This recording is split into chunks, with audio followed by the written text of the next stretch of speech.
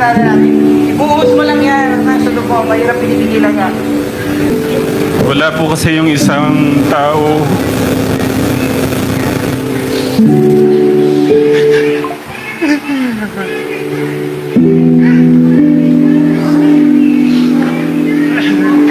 Siguro ano po, simulan ko po muna yung pasasalamat.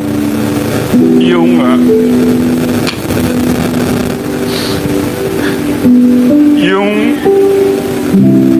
pasasalamat at napaka taas na papuri sa ating Diyos. Sa ating Diyos na binigay si Kuya Dave.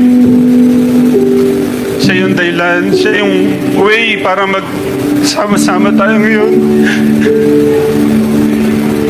Kung ano po yung dahilan, alam ko may dahilan at reason si God kung bakit ito nangyari. Pero sana maintindihan nyo yung puso ng isang ama. Dahil sa ating Diyos, nagkakaroon ako ng peace of mind sa puso. Pero kay Kuya, happy birthday ulit. Alam mo kung gaano ka namin kamahal.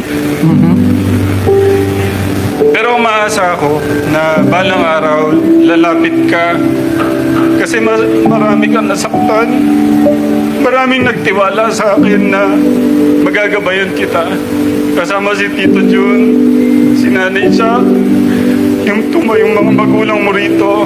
Kaya sa mga lahat po ng mga nagmahal kay Kuya, sorry po.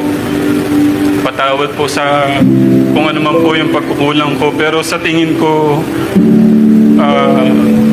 kaming family Manalastas, ginawa po namin yung best para maibigay po yung magandang kinabukasan sa dalawang bata.